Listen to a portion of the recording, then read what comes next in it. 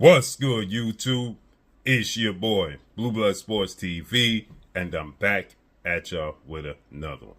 So as you see here, Tiofimo Lopez, 2-division world champion, former unified lightweight, reigning WBO junior welterweight world champion, superstar boxer, 22 wins, 1 loss, no draw, 13 wins by way of knockout. Reality is setting in for his showdown this upcoming Saturday at Madison Square Garden in New York. Reality is setting in as Tiofimo Lopez is letting the world know he's nervous and excited at the same time as he thanking God for the run he's about to go on, right? But in the same token, he says, this is it. I'm realizing this is it. This is the make or break time. Nobody's coming to save me. I got to put up or shut up. Essentially is what he's saying. And he's facing what he understands is the toughest opponent of his career to date with no safety net. Right?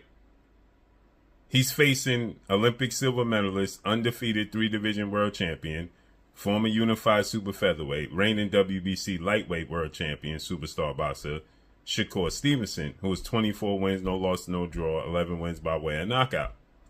He has 2 more wins than Tio, no losses, and just two wins shy of the knockouts that Tio has. But Tio faced great opposition, 2 Hall of Famers, better resume than Shakur. He faced Vasil Lomachenko, and he faced against Josh Taylor, undisputed junior welterweight British superstar, undefeated world champion. He beat him. The deck was stacked against him, right? Because here's the thing. Against Josh Taylor, he was a small guy coming up in weight. Against Josh Taylor hadn't been as active and was kind of wavering, right? And Josh Taylor he had the built-in excuse that, he was just daring to be great. Josh Taylor's the bigger guy, supposed to be the better guy. Against Lomachenko, he only had 13 fights against Lomachenko, right? So against Vasil Lomachenko, he was only 23 years old, right? He had a safety net, a built-in excuse. Against Shakur, he does not. He's the bigger guy. Shakur's moving up in weight. Also, Shakur's not as small. Lomachenko's 5'6" with a 66-inch arm reach. Shakur's 5'8", about the same height or an inch taller than Tio. 68-inch arm reach. They got the same arm reach. Shakur's a way better defensive fighter than Vasil Lomachenko and a sharper counterpuncher. But he's bigger, and he's southpaw. So all of 3 of those guys, Josh Taylor was a southpaw, but Josh Taylor, game plan, just falling in, throwing punches. He was very sloppy with his approach and his game plan, and he lost. Right? But Josh Taylor was a big southpaw. But Josh Taylor's defense, counterpunch ability, and skill set is not like Shakur Stevenson's. Lomachenko's skill set is like Shakur, but his defense ain't like Shakur, and he was a smaller guy.